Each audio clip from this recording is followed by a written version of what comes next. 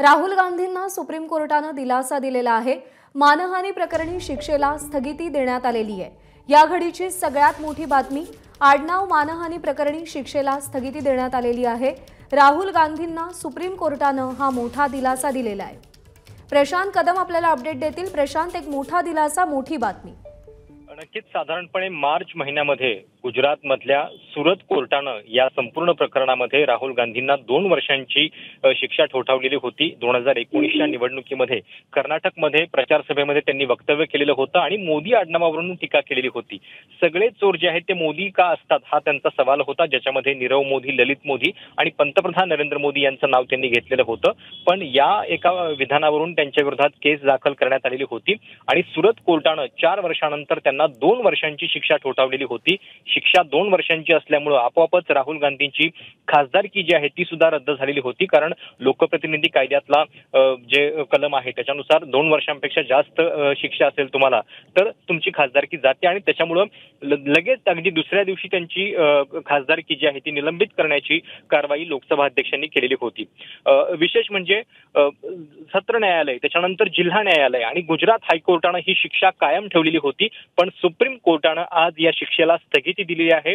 न्यायमूर्ती भूषण गवई, न्यायमूर्ती नरसिंहा यांच्या न्यायपीठासमोर आज सुनावणी झाली आणि सुप्रीम कोर्टाचं सगळ्यात मोठं ऑब्झर्वेशन हे होतं की या संपूर्ण प्रकरणामध्ये न्यायमूर्तींनी त्यांना बरोबर 2 वर्षांची शिक्षा, जी या संपूर्ण प्रकरणामध्ये सर्वाधिक काळाची शिक्षा ही तीच का ठोठावली, कारण या शिक्षेमुळे त्यांचं खासदारकी जी आहे ती धोक्यात येणार होती आणि त्यामुळे अशा पद्धतीनं जास्तीत जास्त शिक्षा कुठला दुसरा हेतू ठेवून देणं योग्य नसल्याचं एक प्राथमिक मत जे आहे ते या निकालामध्ये आपल्याला दिसतंय। प्रशांत, आता जर शिक्षेला स्थगिती देण्यात आली असेल तर आपली खासदारकी रिझ्यूम करण्याचा कोणता पर्याय किंवा कोणता मार्ग राहुल गांधींसमोर आहे का? नक्कीच, खरं तर जेव्हा अशा पद्धतीने शिक्षेला स्थगिती मिळते त्याच्यानंतर लगेचच ती खासदारकी जी आहे ती परत मिळवण्याचा मार्ग उपलब्ध होतो। राष्ट्रवादीचे खासदार लक्षद्वीपमधले मोहम्मद फैजल यांच्या विरोधात याच्या आधी अशाच पद्धतीची कारवाई झालेली होती आणि जेव्हा स्थगिती मिळाली त्याच्यानंतर त्यांची खासदारकी पुन्हा बहाल करण्यात आलेली होती। याच्यामध्ये इंटरेस्टिंग गोष्ट ही होणार आहे की जो संसदेत अविश्वास प्रस्ताव आहे तो 8, 9, 10 आणि या 3 दिवसामध्ये चर्चेला येणार आहे, तर त्याच्या आधी राहुल गांधींना ही खासदारकी मिळतेय का आणि त्या चर्चेमध्ये सहभाग त्यांना घेता येतोय का, कारण मोदी सरकारच्या विरोधातला हा दुसरा अविश्वास प्रस्ताव आहे आणि पहिल्या अविश्वास प्रस्तावाच्या वेळी 2018 मध्ये राहुल गांधींनी जे भाषण केलं होतं त्यानंतर मोदींना मिठी मारलेली होती, ती सगळी दृश्य गाजलेली होती, पण यावेळी ते सभागृहामध्ये नसतील अशी चर्चा होती। पण जर आज स्थगिती मिळालेली आहे तर मग पुढच्या 3-4 दिवसामध्ये ती प्रक्रिया पूर्ण होऊन त्यांना सभागृहामध्ये भाषण करायला मिळतंय का हे देखील पाहणं महत्त्वाचं आहे। प्रशांत, सध्या विरोधकांची एकजूट होताना आपल्याला पाहायला मिळतेय। इंडियासारखा गट स्थापन झालेला आहे आणि अशामध्ये राहुल गांधींच्या शिक्षेला सुप्रीम कोर्टाकडून स्थगिती मिळणं विरोधकांचं बळ वाढवणारं ठरतंय।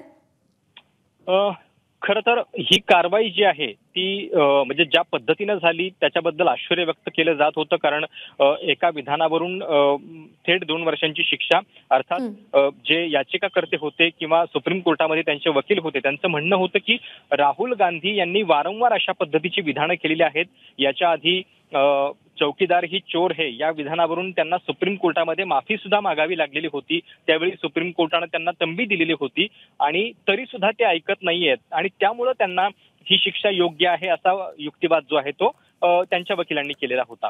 सोबतच हे पण सांगण्याचा प्रयत्न केला गेलेला होता की हा केवळ त्या 3 व्यक्तींचा अपमान नाहीये, तर हा संपूर्ण समाजाचा अपमान आहे, ओबीसी समाजाचा अपमान त्यांनी या विधानातून केलेला आहे असं दाखवण्याचा प्रयत्न होता आणि त्यामुळे ही शिक्षा योग्य आहे असं म्हटलं जात होतं।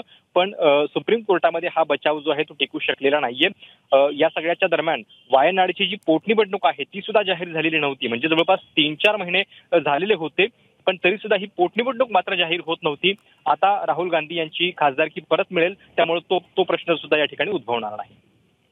प्रशांत, तुम्ही राहाच आपल्यासोबत। गुजरात कोर्टाच्या निर्णयाला सुप्रीम कोर्टाने स्थगिती दिलेली आहे। राहुल गांधी यांना जी शिक्षा सुनावण्यात आलेली होती त्याला स्थगिती दिली गेली आहे। काँग्रेसचे नेते माजी मुख्यमंत्री अशोक चव्हाण सध्या आपल्यासोबत आहेत। सर नमस्कार। एक खूप मोठा दिलासा काँग्रेससाठी हा म्हणावा लागेल। राहुल गांधींच्या शिक्षेला सुप्रीम कोर्टाने स्थगिती दिली आहे, आपली प्रतिक्रिया? ही बाब अतिशय समाधानाची बाब आहे की एवढ्या म्हणजे विनाकारण एखाद्या फार क्षुल्लक गोष्टीवरून एखाद्या व्यक्तीचं संसद सदस्यत्व आपण रद्द करणं आणि त्याच्यानंतर अशी कारवाई होणं ही खरंच म्हणजे अपेक्षित नव्हती. लोकशाहीला मारक अशा प्रकारचा हा निर्णय हा झाला होता. तर मला वाटतं कुठेतरी शेवटी सत्याचा विजय होतो आणि मला आशा आहे की या स्थगितीनंतरच्या सुनावणी सुरू होईल त्याच्यातून हा निर्णय शेवटी रद्दबदल होऊन त्यांना खासदारकी पुन्हा बहाल होईल अशा प्रकारची शक्यता नाकारता येत नाही. त्यामुळे आजची जी काही निर्णय आहे तो निश्चित स्वागतार्ह आहे. विरोधकांच्या एकजुटीला या स्थगितीमुळे बळ मिळणार आहे? तर विरोधक तर एकजूट आहेच निश्चितच. राहुल गांधींचं त्याच्यामध्ये पहिल्यापासूनच सहभाग आहे ते सर्वांच्या बरोबर. त्यामुळे एक उत्साह निर्माण निश्चित झालेला आहे. 2024 साठी राहुल गांधी यांचा चेहरा आता पुन्हा एकदा आश्वासक किंवा जनतेसमोर आणला जाऊ शकतो? राहुल गांधीच्या नेहमीच राहिलेला आहे. राहुल गांधी एकंदरीत काँग्रेसचं नेतृत्व करण्यामध्ये राहुल गांधींचा नेहमीच पुढाकार राहिलेला आहे. त्याच्यामुळे त्यात काही नवीन हा विषय याचं कारणच नाही काही. सर, आभार आपले. आपण एबीपी माझाला प्रतिक्रिया दिलीत त्याबद्दल. गुजरात कोर्टाच्या निर्णयाला स्थगिती दिलेली आहे सुप्रीम कोर्टानं हा मोठा दिलासा दिलेला आहे राहुल गांधी आणि त्यांच्यासोबतच काँग्रेस पक्षासाठी. पुन्हा एकदा जाऊयात प्रशांत कदम यांच्याकडे. प्रशांत, हा निर्णय देत असताना सुप्रीम कोर्टानं काय महत्त्वाच्या टिप्पणी केल्यात?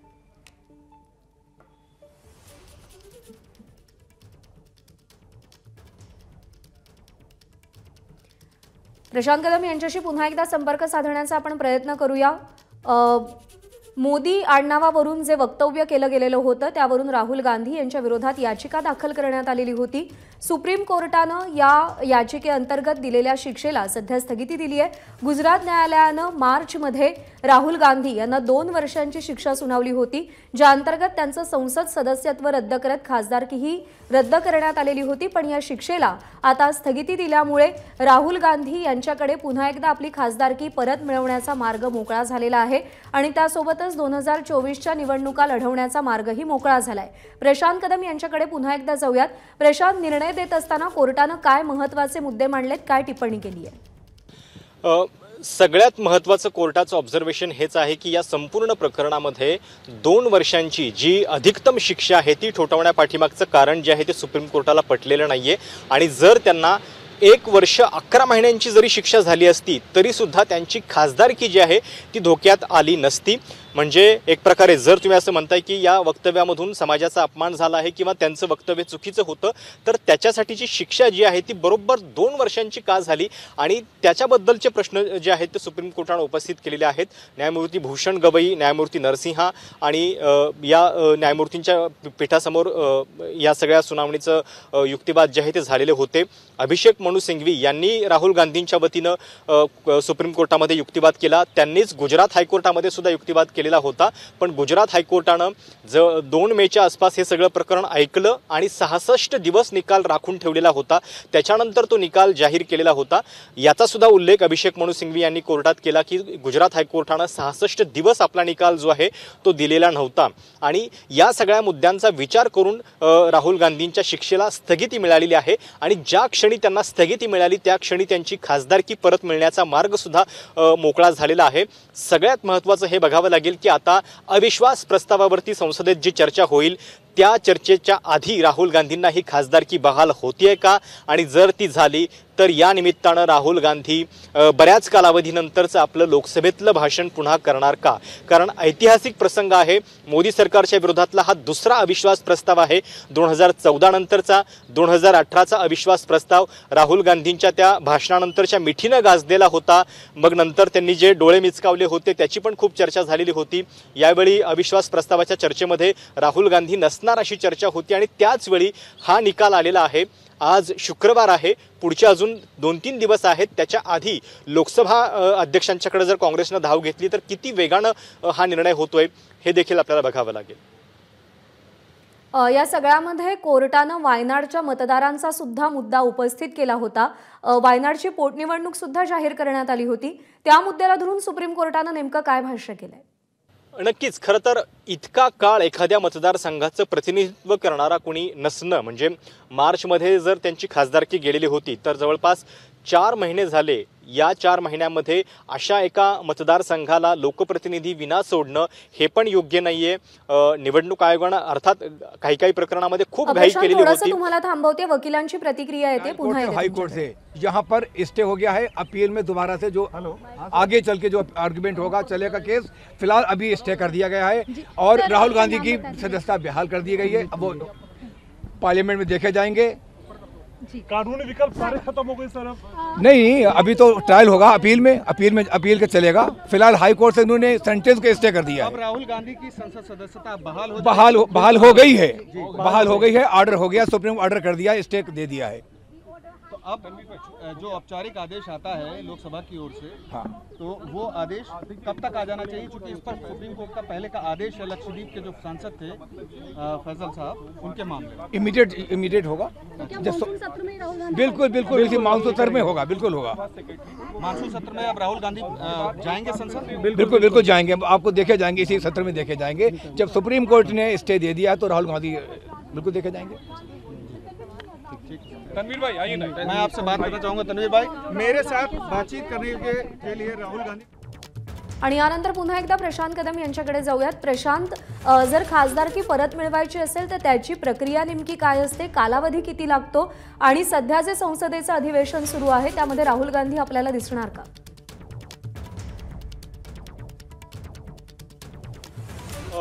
जी कायदेशीर तरतूद आहे त्यानुसार ज्या क्षणी स्थगिती मिळते त्या क्षणी आपोआप तुमची मेंबरशिप जी आहे ती रिस्टोर होते।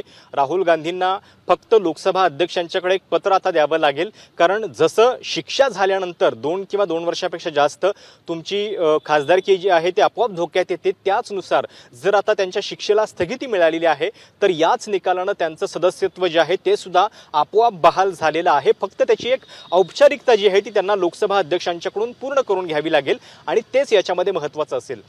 सुप्रीम कोर्टानं निकाल देताना हे एक विधान खूप महत्त्वाचं केलंय की 1 दिवसांपेक्षा जरी कमी शिक्षा असती राहुल गांधींना तरी सुद्धा त्यांची खासदारकी धोक्यात आली नसती आणि त्यामुळे बरोबर 2 वर्षांची आणि जी जास्तीत जास्त शिक्षा आहे ती याच्यामध्ये देणं हे कुठेतरी हेतुपूर्वक दिसतं आहे, असं एक निरीक्षण सुप्रीम कोर्टाच्या या 3 न्यायमूर्तींच्या बेंचनं नोंदवलेलं आहे। सगळ्यात महत्त्वाचं म्हणजे या संपूर्ण प्रकरणाची म्हणजे सुरुवात 2019च्या लोकसभा निवडणुकीच्या वेळी झालेली होती। विधान कर्नाटकमधलं होतं, पण केस गुजरातमध्ये दाखल झाली। पूर्णेश मोदी जे भाजपचे आमदार आहेत त्यांनी ही केस दाखल केलेली होती आणि गुजरातमधल्या प्रत्येक कोर्टानं, सुरत कोर्ट, जिल्हा कोर्ट आणि हायकोर्ट या 3ही कोर्टांनी ही 2 वर्षांची शिक्षा कायम ठेवलेली होती। गुजरातमध्ये जो दिलासा मिळालेला नाहीये तो शेवटी राहुल गांधींना सुप्रीम कोर्टामध्ये मिळालेला आहे। प्रशांत, थोडंसं थांबवते, राष्ट्रवादीच्या खासदार सुप्रिया सुळे सध्या आपल्या सोबत आहेत। सुप्रिया ताई नमस्कार। एक खूप मोठा दिलासा काँग्रेस पक्षाला राहुल गांधींना त्यांच्या शिक्षेला स्थगिती दिली आहे, तुमची पहिली प्रतिक्रिया? मी ह्या निर्णयाचं मनापासून स्वागत करते। अजून तरी या देशात लोकशाही आहे आणि आमचा पूर्ण विश्वास न्यायालयांवर आहे आणि त्याच्यामुळे सुप्रीम कोर्टाने जो दिलास राहुल गांधींना दिलाय त्याचं मी मनापासून स्वागत करते। आम्ही लोकांच्यातून निवडून जाणारे लोक आहोत, त्याच्यामुळे लोकांना निर्णय घेऊ द्या ना। आता कोर्ट आणि अशा गोष्टींवर जर लोकप्रतिनिधीचं काम आणि हे ठरत असेल आणि अशी काय मोठी चूक राहुलजींनी केली आहे, एवढी टोकाची भूमिका घेतली होती त्या काळात तेव्हा एवढा विरोध त्याला झाला होता। मी मनापासून सगळ्या कोर्टाचे मनपूर्वक आभार मानते आणि लवकर राहुलजी येऊन आमच्या या सगळ्या पार्लमेंटच्या कामात पुन्हा सहभागी होतील त्याबद्दल आमच्या सगळ्यांच्या मनात उत्सुकता आहे।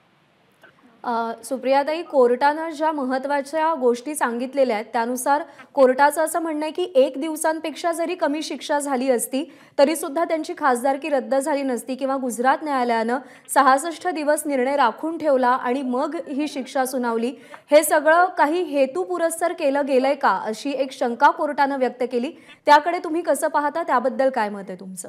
अर्थात कोर्टाने जे आशिरे त्याच्यावर मानलेले आहेत आणि जे ऑब्झर्वेशन सांगितलेले आहेत त्याचं मी मनापासून स्वागत करते, कारण का अर्थातच असं जेव्हा इतके दिवस होतात तेव्हा अर्थातच मनात सगळ्यांचाच हा संभ्रम निर्माण होतो की याची गरज काय। त्याच्यामुळे मी कोर्टाचे म्हणजे सन्मान करते, त्यांचा मान करते आणि त्यांनी जे ऑब्झर्वेशन केले आहेत त्याची नोंद सगळ्यांनीच आपण घेतली पाहिजे आणि इथून पुढे प्रत्येक भारतातला कोणीही लोकप्रतिनिधी असो किंवा कोणीही व्यक्ती असेल त्याला समान न्याय मिळाला पाहिजे, ह्याच्यासाठी आपण सगळ्यांनी प्रयत्न केले पाहिजेत. आज काही वेगळ्या विचाराचे लोक सत्तेत आहेत, उद्या आम्ही येऊ, पण मला असं वाटतं कुठल्याही सत्तेचा गैरवापर कुठल्याही व्यक्तीच्या कॉन्स्टिट्यूशन संविधानाच्या अधिकारापासून दूर ठेवणं हे योग्य नाही असं माझं मत आहे. कुणाचीही सत्ता असली तरी हा देश संविधानानेच चालला पाहिजे. सुप्रियाताई, लक्षद्वीपच्या राष्ट्रवादीच्याच एका खासदारांवरती सुद्धा अशाच प्रकारची कारवाई केली गेली होती, जी आपल्याला माहितीच आहे. ही सगळी प्रोसिजर कशी असते? एकदा खासदारकी रद्द झाल्यानंतर संसदेत पुन्हा यायचं असेल तर प्रोसिजर किती कठीण असते, किती काळ जाऊ शकतो या सगळ्यामध्ये? नाही काय म्हणजे आम्ही बराचसा पाठपुरावा केलेला आहे. फैजल जे राष्ट्रवादी काँग्रेस पक्षाचे खासदार आहेत त्यांची अशीच केस झाली होती, तेव्हा आम्ही त्याचा फॉलोअप स्पीकर ऑफिस, ही जी ऑर्डर असते ती तातडीने स्पीकर ऑफिसला न्यायची आणि त्याच्यानंतर स्पीकर ऑफिसचा तो अधिकार असतो. त्याच्यामुळे मला असं वाटतं आम्ही सगळे काँग्रेसच्या बरोबर पूर्ण ताकदीने माननीय ओम बिर्लाजी जे लोकसभेचे स्पीकर आहेत त्यांना अतिशय विनम्रपणे विनंती करू की आम्हाला न्याय द्या. सुप्रियाताई, या अधिवेशनामध्ये सगळ्यात महत्त्वाचा मुद्दा असणार आहे तो म्हणजे मांडला जाणारा अविश्वास ठराव. याच अधिवेशनामध्ये राहुल गांधी आपल्याला संसदेत दिसू शकतात का? अविश्वास ठरावाच्या चर्चेमध्ये ते सहभागी होऊ शकतात का? हो, अर्थातच. सोमवारी जर ऑर्डर पार्लमेंटमध्ये दिली आणि स्पीकर साहेबांनी निर्णय घेतला तर 2 मिनिटात निर्णय होऊ शकतो. सध्या कॉन्फिडन्स मोशन मंगळवारी सुरू होणार आहे. सध्या विरोधकांची मोड बांधली जाते, त्यांची ताकद आपल्याला दिवसेंदिवस वाढताना दिसते. राहुल गांधी यांची खासदारकी पुन्हा एकदा रिझ्यूम होणं हा एक खूप मोठा दिलासा केवळ काँग्रेसला नाही तर इंडियाला सुद्धा म्हणायचा. माझं असं म्हणणं आहे की लोकशाहीमध्ये मला असं वाटतं विरोधी पक्ष असलाच पाहिजे. म्हणजे आम्ही सत्तेत असताना पण आम्ही आवर्जून त्यांना करायचो आग्रह की तुम्ही भाषण करा, सूचना करा, कारण काही लोकशाही हो. त्याच्यामुळे आम्ही काही वैयक्तिक विरोधक नाही आहेत एकामेकाचे. आम्ही आमची वैचारिक लढाई आणि कुठल्याही वैचारिक लढाईमध्ये 2 मतही असलीच पाहिजे. आणि आमची लढाई जी भारतीय जनता पक्ष किंवा आज जे सत्तेमध्ये लोक आहेत त्यांच्या पॉलिसीच्या विरोधात आहेत. म्हणजे कालचा दिल्लीचा जो निर्णय झाला त्याचा खरंच प्रचंड वेदना देणारा आहे. आणि सगळं सेंट्रलायझेशन ऑफ पॉवर म्हणजे अनेक बिलं जी आता पार्लमेंटमध्ये पास याही आठवड्यात झाली आहेत ज्याच्यात सगळे अधिकार सेंट्रलाइज होत आहेत, म्हणजे केंद्र सरकारकडे येत आहेत. मग राज्यांचे अधिकार जर केंद्र सरकार घेत राहिलं तर राज्यांचा अधिकाराचं काय? कोऑपरेटिव्ह फेडरलिझम याबद्दल सातत्याने अरुण जेटलीजी जे भारतीय जनता पक्षाचे एक वरिष्ठ नेते होऊन घेतले ते आणि सुषमा स्वराजजी कोऑपरेटिव्ह फेडरलिझम बद्दल सातत्याने आमच्या सगळ्यांशी बोलायचे. आणि हे असताना आज जे पार्लमेंटमध्ये होते अतिशय दुर्दैवी आहे आणि आम्हाला सगळ्यांनाच वेदना देणार आहे. आणि मी म्हणजे राष्ट्रवादी काँग्रेसचा विषयच नाही, पण आधीच्या भारतीय जनता पक्षाचे नेते अरुण जेटली, सुषमा स्वराजजी हे सगळे आवर्जून राज्यांनाही समान अधिकार मिळायला पाहिजे याच्याबद्दल पार्लमेंटमध्ये ऑन रेकॉर्ड बोललेले आहेत. आणि ज्या पद्धतीने आज केंद्र सरकार राज्यांचे अनेक अधिकार घेत आहे हे अतिशय चिंताजनक आहे आणि आपल्या लोकशाहीसाठी हे पूर्णपणे म्हणजे मला विचाराल हानिकारक आहे. सुप्रियाताई, आपले मनापासून आभार. आपण एबीपी माझ्याशी संवाद साधलात आणि प्रतिक्रिया दिलीत त्याबद्दल.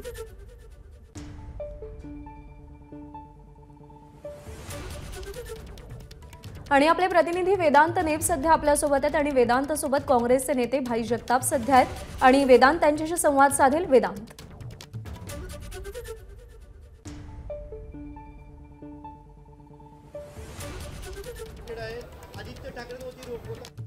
आपण बघत होतो ही केस झाली, हे प्रकरण बरंच पुढे चालत होतं आणि यानंतर अशा प्रकारे स्थगिती मिळते. एक प्रकारे म्हणजे मला कळलं नाही तुम्ही कुठच्या प्रकारे म्हणतात, मला काही कळलं नाही. मला असं वाटतं की सत्यमेव जयते, सत्याचा विजय झालेला आहे. एक प्रकारे हुकुमशाही पद्धतीने ज्या पद्धतीने राहुल गांधींना बदनाम करण्याचं षडयंत्र, सत्तेचा माज ज्यांना चढलेला आहे केंद्रातल्या भाजपच्या सरकारला आणि नरेंद्र मोदींच्या सरकारला, त्यांना ही कोर्टाने दिलेली चपराक आहे. कितीही सरकार आले, कितीही सरकार गेली, परंतु डॉक्टर बाबासाहेब आंबेडकरांच्या घटनेने आम्हाला जे अधिकार दिलेले आहेत त्या अधिकाराच्या चौकटीत राहून कुठलीही कारवाई व्हावी ही आमची सुद्धा अपेक्षा असते. आणि म्हणून ह्या कारवाईच्या विरोधात आम्ही त्या घटनेच्या चौकटीत राहून आम्ही न्याय मागण्यासाठी कोर्टामध्ये गेलो आणि सर्वोच्च न्यायालयात जावं दुर्दैव आहे, हे दुर्दैव आहे खरं तर. आपण एक लक्षात घ्या, एका राज्यामध्ये केलेलं वक्तव्य दुसऱ्या राज्यामध्ये त्याच्यावर केस हे केली जाते, रजिस्टर्ड केली जाते, स्पेशली त्याच्यासाठी नियुक्ती केली जाते याची न्यायाधीशांची, आणि ते सजा देतात. आणि ह्यांना इतकी घाई की त्यांनी त्यांची खासदारकी सुद्धा त्यांची काढून घेतली. इतका हा माज जो होता तो हा माज या आजच्या निर्णयाने त्यांचा माज उतरला असेल असा माझा ग्रह आहे. आणि म्हणून मी मागणी सुद्धा करतो, न्यायालयाचा शेवटी सर्वसामान्याचा 140 कोटी जनतेचा विश्वास हा न्यायालयावरच राहणार. काही निर्णय उलटे सुलटे झालेत कारण खालपासून वरपर्यंत जाण्याची गरजच नव्हती. हायकोर्टानेच त्याच्यावर खरं तर हे करायला. मानहानी प्रकरणी शिक्षेला स्थगिती दिलेली आहे, खासदारकी संदर्भात आता तुम्हाला काय वाटतं? नाही, आम्हाला काय वाटतं त्यापेक्षा ज्या संबंधी ज्या विषयावर त्यांना शिक्षा सुनावण्यात आली होती ती शिक्षा स्टे झाल्यामुळे पर्यायाने त्यांना त्यांची खासदारकी त्यांना बहाल करावीच लागेल. यांना कितीही जरी वाटत असेल किंवा कितीही त्यांनी राहुल गांधीचं नुकसान करण्याचा प्रयत्न ह्याच्यापूर्वी केला, आताही करत असतील तरी सुद्धा त्यांना त्यांची खासदारकी बहाल करावी लागेल.